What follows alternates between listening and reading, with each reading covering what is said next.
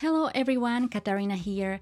I have for you another Valentine's Day card with a bunch of hand-drawn hearts and an envelope. And all you need for this card is a blank card and a black pen. You can draw directly onto the card, but I prefer to create a sketch first and then transfer it onto my cardstock. And for that you will need a paper, something like a printer paper, pencil and an eraser. This is my sketch, and to transfer it onto my cardstock, I scribbled the lead of the pencil on the back of the paper, and then I placed it on top of my card, secured it with a washi, and traced the image.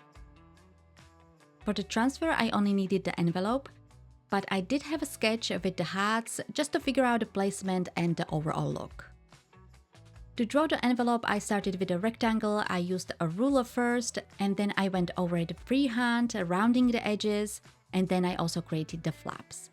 This is very easy to draw, but if you want me to create a downloadable sketch, let me know in the comments. As you see, the image transferred very nicely, and the next step is to use a black pen. A pen that doesn't smudge is the best. I'm using a black fine liner, and I just traced the pencil lines. The lines weren't perfect. I also didn't want them to be perfect, otherwise I would have used a ruler. I also made them a bit thicker, going multiple times over the same line.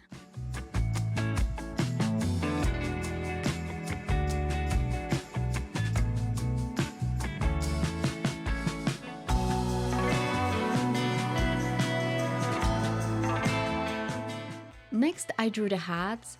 By the way, if you have stamps, you can use them instead of drawing. I thought I will use the marker right away, but I didn't trust it in myself, not because I cannot draw them, that's very easy, but if I will be happy with the placement and the amount of hearts I want to draw. So starting with a pencil was a way better idea, so I can erase and redraw.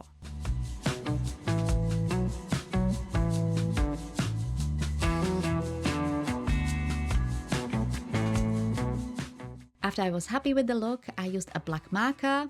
This one is from Bic, and I went over the hearts. You can also use a Sharpie or any other marker. Using the fine liner, that would be just too much hassle. A few tips here. I would recommend slightly erasing the pencil lines. Mine were a bit dark and you could see them underneath the marker. Also, test your marker if it seeps through. On my card base, it was a little bit visible on the other side. It didn't bother me, but if you don't like it, use a separate cardstock and then glue it on your card base.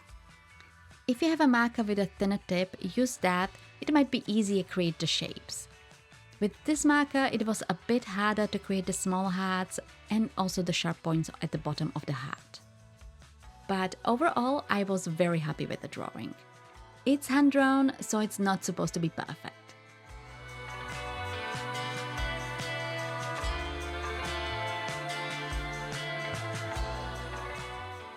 The drawing is finished.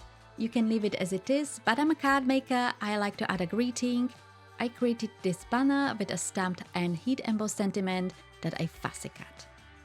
You can also recreate this greeting by writing it yourself on a black cardstock with a white gel pen. Or you can also directly write onto the card using a black fine liner. Alright, the card is done, quick and simple. I wanted to make a card like this for a while, but using watercolors. I might do that in the future, but this one was much easier to do. This is actually not my first black and white Valentine's Day card. I made before 2 cards with a similar pattern, which you can watch next. The one on the left is hand-drawn and the one on the right is stamped. And the stamped is actually one of my most watched videos. I don't know why. But thank you all so much for watching, and I will see you in my next video.